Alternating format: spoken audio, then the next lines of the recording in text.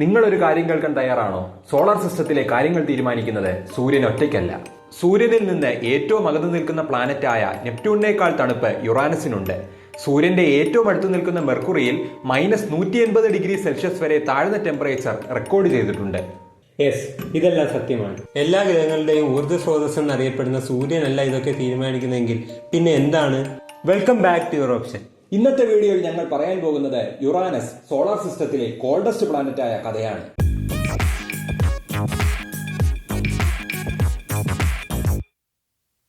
കഥ തുടങ്ങുന്നത് 4 ബില്യൺ വർഷങ്ങൾക്ക് മുമ്പാണ്. അന്ന് ഏതാണ്ട് ഭൂമിയുടെ അത്രയും വലിപ്പമുള്ളൊരു വസ്തു യുറാനസുമായി കൂട്ടിയിടിക്കുകയുണ്ടായി. ഈ കൂട്ടിയിടി മൂലമാണ് യുറാനസ് കോൾഡസ്റ്റ് പ്ലാനറ്റായി മാറിയത്. യുറാനസിൽ റെക്കോർഡ് ചെയ്ത കോൾഡസ്റ്റ് ടെമ്പറേച്ചർ -224°C ആണ്. നെപ്റ്റ്യൂണിലാകട്ടെ -214°C. ഇതിന് പ്രധാനമായും 3 കാരണങ്ങളുണ്ട്. Number 1, axial tilt. നമ്മൾ നേരത്തെ പറഞ്ഞ കൂട്ടിയിടിയിൽ യുറാനസിന്റെ ആക്സിസിന് ഒരു ചരിവ് സംഭവിച്ചു. ഏകദേശം 98° ആംഗിളാണ് നിലവിൽ യുറാനസിന്റെ ആക്സിസും അത് സൂര്യനെ വലമിക്കുന്ന ഓർബിറ്റുമായി ഉണ്ടാക്കുന്നത്. ഇത് കാരണം യുറാനസിന്റെ ഒരു ഭാഗത്ത് വർഷത്തിൽ കുറച്ചധികം സമയം തുടർച്ചയായി സൂര്യപ്രകാശം ലഭിക്കുന്നു. ഈ സമയം ബാക്കി ഭാഗങ്ങളെല്ലാം ഇരുട്ടിലായിരിക്കും. ഇത് അവിടുത്തെ ടെമ്പറേച്ചർ കുറയ്ക്കാൻ കാരണമാകുന്നു.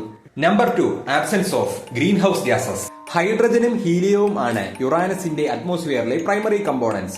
ഇവയെ കൂടാതെ വാട്ടറും അമോണിയയും മീഥൈനും കാണപ്പെടുന്നു.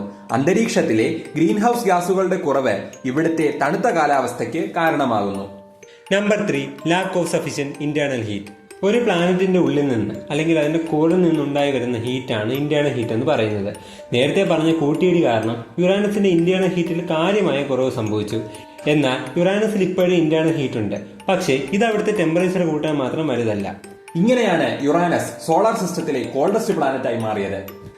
ഒരു കാര്യം ചോദിച്ചോട്ടെ, കണ്ണെത്താ ദൂരത്തുള്ള യുറാനസിന്റെ ടെമ്പറേച്ചർ എങ്ങനെ ഒരു സാറ്റലൈറ്റ് പോലും അയക്കാതെ നമ്മൾ ഇവിടുന്ന് കൃത്യമായി കണ്ടുപിടിക്കുന്നു? ഒരു പ്ലാനറ്റിൽ നിന്ന് എമിറ്റ് ചെയ്യുന്ന ഇൻഫ്രാറെഡ് റേഡിയേഷനുകളുടെ ഇന്റൻസിറ്റിയും വേവ് ലെങ്തും ഉപയോഗിച്ച് അവിടുത്തെ ടെമ്പറേച്ചർ എസ്റ്റിമേറ്റ് ചെയ്യാൻ ഇപ്പോൾ നമുക്ക് കഴിയും. ഈ മെത്തേഡ് ഉപയോഗിച്ചാണ് യുറാനസിലെ ടെമ്പറേച്ചർ അളക്കുന്നത്. അവസാനമായി ഒരു കാര്യം കൂടി പറയാം. മെർക്കുറിയിൽ റെക്കോർഡ് ചെയ്യുന്ന താഴ്ന്ന ടെമ്പറേച്ചറിന് കാരണം മെർക്കുറിക്ക് ഒരു അറ്റ്മോസ്ഫിയർ ഇല്ലാത്തതുകൊണ്ടാണ്. പകൽ സമയങ്ങളിൽ ഏതാണ്ട് 430°C വരെയും രാത്രികാലങ്ങളിൽ -180°C വരെയും താപനില ഇവിടെ റെക്കോർഡ് ചെയ്തിട്ടുണ്ട്. എന്തൊക്കെ പറഞ്ഞാലും സൂര്യനില്ലാതെ നമുക്കാർക്കും ജീവിക്കാൻ കഴിയില്ല. ഭൂമിക്ക് സൂര്യൻ എത്രത്തോളം ഇമ്പോർട്ടന്റ് ആണോ അത്രയും ഇമ്പോർട്ടന്റ് ആണ് നിങ്ങൾ ഞങ്ങൾക്ക്. നിങ്ങളുടെ സപ്പോർട്ട് ഇല്ലായിരുന്നെങ്കിൽ ഞങ്ങൾ ഇതുവരെ എത്തില്ലായിരുന്നു. അടുത്ത വീഡിയോ എന്തിനെ പറ്റി വേണമെന്ന് നിങ്ങൾ തന്നെ പറയണം. വീഡിയോ ഇഷ്ടമായാൽ നിങ്ങളുടെ ഫ്രണ്ട്സിനും കൂടെ ഷെയർ ചെയ്ത് ഞങ്ങളെ ഒന്ന് സപ്പോർട്ട് ചെയ്യുക. മറ്റൊരു വീഡിയോയുമായി അടുത്ത ഞായറാഴ്ച രാവിലെ 7:40 കാണാം. Good bye.